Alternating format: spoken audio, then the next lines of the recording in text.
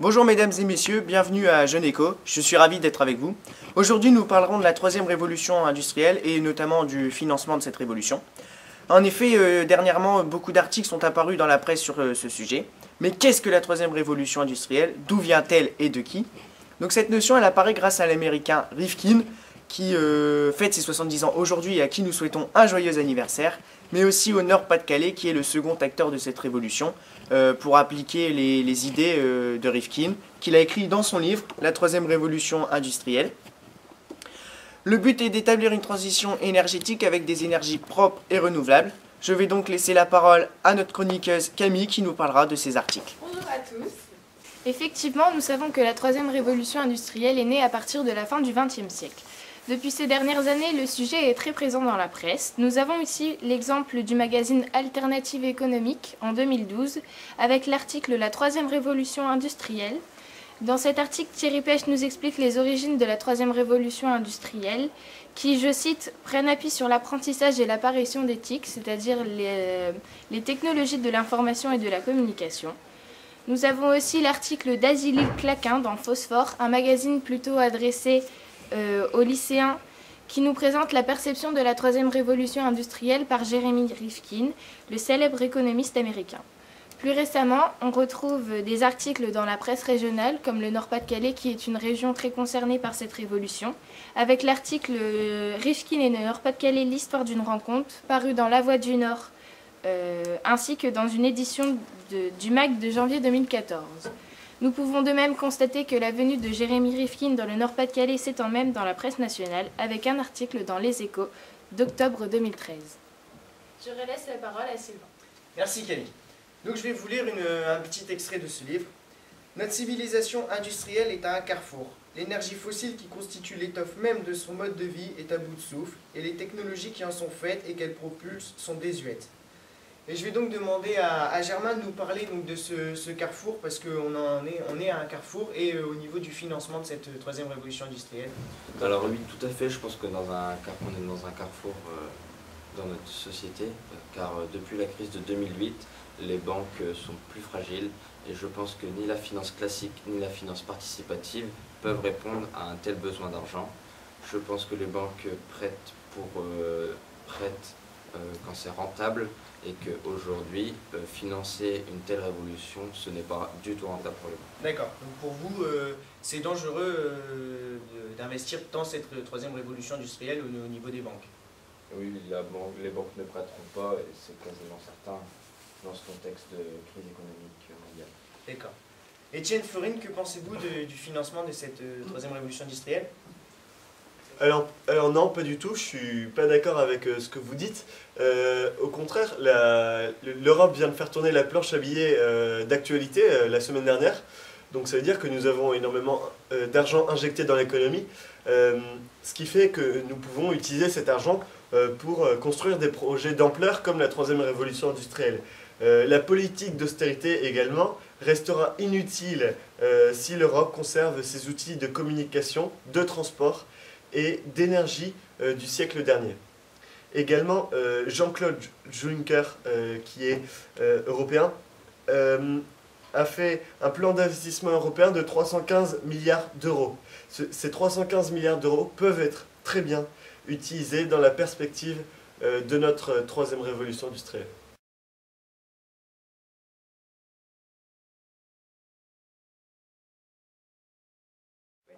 Donc je pense que oui. Donc par exemple ici j'ai un article du journal La Croix paru le vendredi 23 janvier 2015 donc, qui parle d'un livret d'épargne pour financer la révolution industrielle dans le Nord.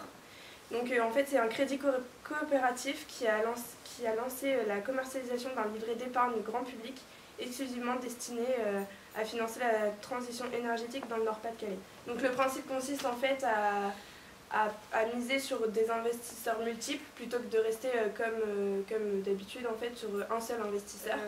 Par exemple, cette méthode elle a déjà permis de financer plus de 12 000 projets. Donc avec par exemple à hauteur de 10 € par investisseur, on pourrait financer ce projet. Je suis pas d'accord parce qu'on est en situation de crise, on est en déflation, le chômage il est élevé, la croissance elle est au ralenti et ça représente un budget énorme, donc c'est 140 milliards d'euros. et 2000 milliards au niveau national, donc c'est presque l'équivalent de la dette publique. Donc d'accord, donc pour vous, il faut que l'Europe change de politique pour pouvoir investir dans cette troisième révolution industrielle, mais c'est une révolution industrielle qui coûte très cher, 140 milliards au niveau régional, c'est cela? Oui. Très bien.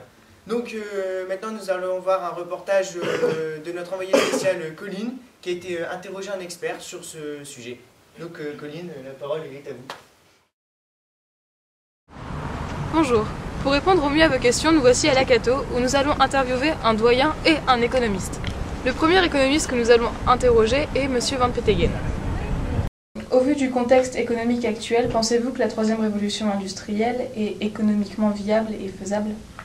Alors, est-ce que la troisième révolution industrielle est économiquement viable? Oui, je dirais même indispensable. Donc pour moi, la question ne se pose pas. La question, évidemment, relève du financement. Comment financer la troisième révolution industrielle? Alors là, évidemment, plusieurs réponses. Je suis de ceux qui pensent que le marché n'aura pas la capacité de financer seul cette troisième révolution industrielle, de se lancer dans la révolution industrielle. Il y a un ancien vice-président d'Exxon qui disait que le drame du socialisme, c'est de ne pas avoir permis la vérité économique du marché, mais que sans doute le drame du capitalisme, c'est de ne pas permettre aux entreprises de vivre la vérité écologique. L'idée est de dire que si jamais l'État n'intervient pas, n'est pas un aiguillon, il sera difficile effectivement de pouvoir vivre cette troisième révolution industrielle. Vraisemblablement, le marché seul ne sera pas en capacité d'amener cette révolution. Il faut donc l'intervention de l'État. Alors vous le savez, je pense que c'est un mystère pour personne. Aujourd'hui, chez nous en France, en Europe et dans la plus grande majorité des pays occidentaux, les finances de l'État sont pour le moins moribondes. Les déficits et les dettes se sont accumulés. Alors comment peut-on imaginer effectivement financer cette troisième révolution industrielle? À mon sens, il y a deux possibilités. Classiquement, en tout cas, il y a deux grandes possibilités. Il y a d'une part la possibilité de recourir au mécanisme de la planche à billets. Ça s'appelle le financement monétaire. Là, donc, ça relève d'une stratégie des gouvernements et des autorités monétaires. Alors, évidemment, ce financement est controversé. Certains estiment et craignent que ça puisse déboucher sur de l'inflation ou que ça ne soit pas performant. Je suis de ceux qui pensent qu'il faudra un accompagnement monétaire. Et la deuxième façon de le financer, c'est la fiscalité, la voie classique, traditionnelle. On a pu entendre il y a 3 jours Barack Obama qui expliquait que quelques belles multinationales américaines réussissaient à mettre 80% de leur chiffre d'affaires à l'abri de la taxation et qu'il n'y a aucune raison que ces profits enfin pas chiffre d'affaires, les profits, il n'y a aucune raison pour que ces profits ne soient pas fiscalisés. Si on réussissait à véritablement fiscaliser aujourd'hui les profits des entreprises, on trouverait des financements. Voilà donc deux possibilités, où on fait appel à la fiscalité, ou on fait appel à la création monétaire. La seconde personne interviewée est le doyen de l'Akato. Bonjour monsieur le doyen. Alors, bonjour. Selon vous, comment financer la troisième révolution industrielle? Alors, évidemment, c'est des investissements qui sont forcément extrêmement importants, puisqu'il s'agit de transformer complètement l'organisation de la distribution, notamment de l'énergie, des choses comme ça. Il y a des problèmes de transformation. Le plus gros problème, ça va être, par exemple, la réfection des bâtiments, parce qu'évidemment, on ne peut pas faire table rase et tout reconstruire à neuf. Donc ça veut dire qu'il va falloir que des entreprises, des particuliers, des administrations réinvestissent dans les bâtiments pour avoir des sources de consommation, des consommations d'énergie qui sont moins importantes. Il va falloir installer des lieux de production d'énergie décentralisés, etc.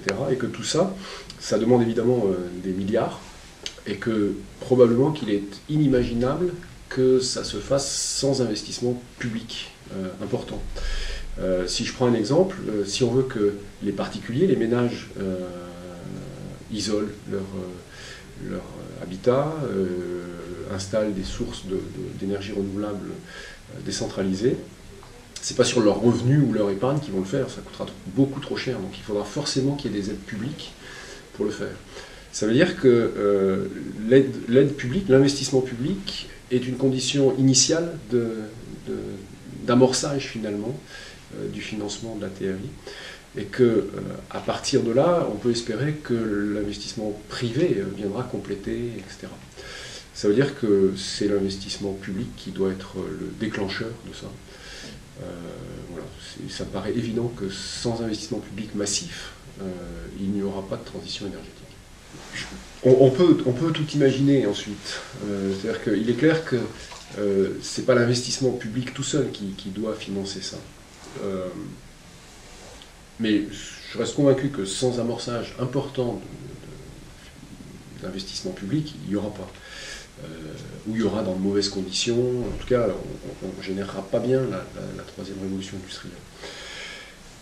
Après, la question de la rentabilité de l'investissement, et c'est, en fait, moi j'aurais tendance à dire, c'est bien parce que ce type d'investissement est difficilement rentable sur une échelle qui est compatible avec les investissements privés, qu'on a besoin d'investissement public. C'est parce que l'investissement public peut se permettre de ne pas être rentable, soyons clairs, que c'est nécessaire. Après, financement solidaire, très honnêtement, je ne vois pas bien. Je ne vais pas faire financer la transformation de ma maison par du crowdfunding. Les gens, ça ne les intéressera pas. Je ne crois pas non plus que les gens vont vont accepter de faire des placements effectivement de type solidaire avec abandon d'une partie des revenus, etc., pour permettre le financement de la troisième révolution industrielle.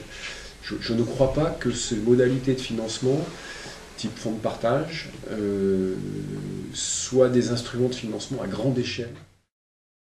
Nous remercions l'Université catholique de Lille, plus précisément M. Van Peteghem et M. Pic, pour le temps qu'ils nous ont accordé.